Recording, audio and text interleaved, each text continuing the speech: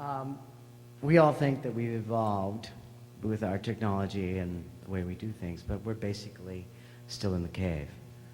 When we assemble caves together in areas, we are building little villages. And unfortunately, our life is actually toxic to our relationships to each other. Architecture, unfortunately, ages as people move on. And the poor in our society take over that architecture. And I make a living, sort of, by decorating that architecture in order to prevent graffiti.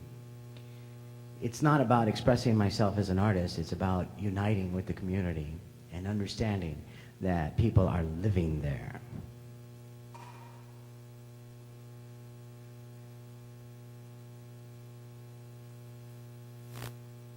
We have evolved the idea that we can always find a great leader that's going to give us a singular vision.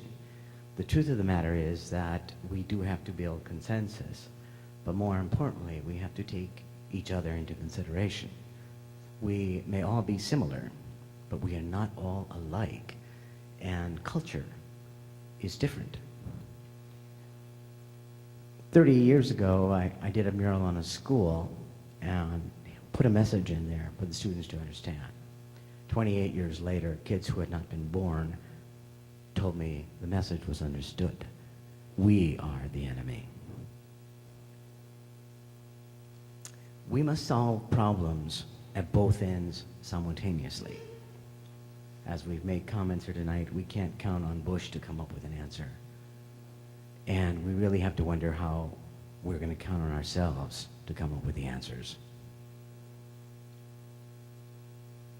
The world keeps changing. 500 years ago, give or take a few decades, there was an attempt to get to China by coming to this place, which is the Americas. And it's kind of odd. If you check your underwear, you'll find out that China is here.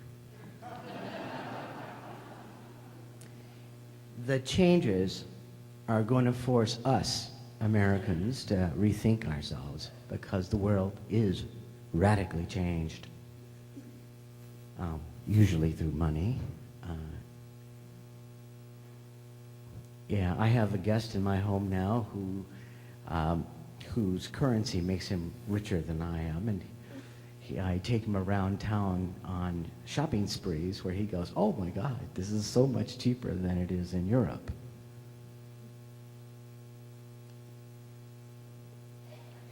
Interesting enough, one wants to ask our leadership, what the hell are you thinking?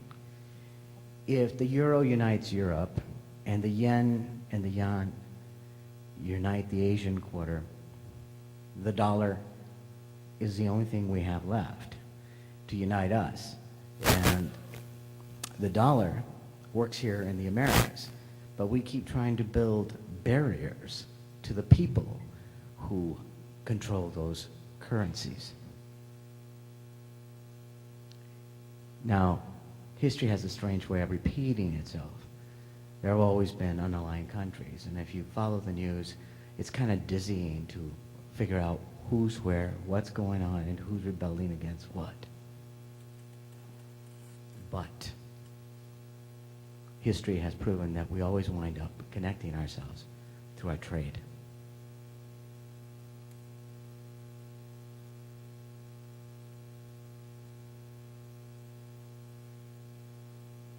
Sometimes words are real powerful.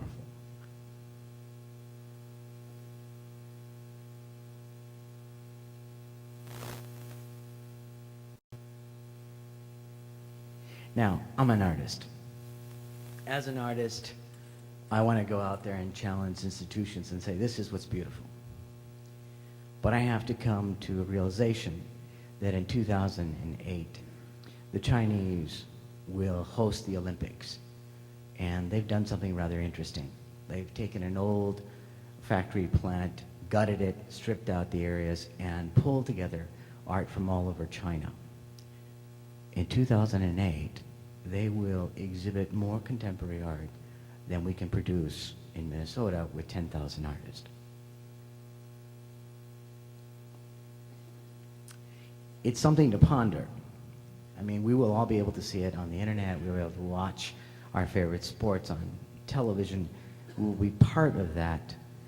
But we have to understand that the Chinese are not 500 years old. Their culture goes into the thousands of years. One interesting thing that they're doing as a culture is planning on having babies being born on that day.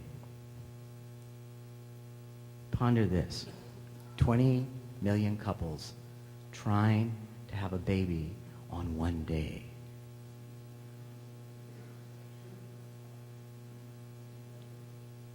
As an artist,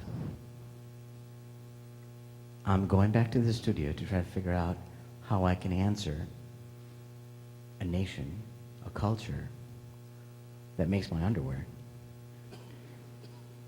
and can conceive of 20 million babies being born on one day.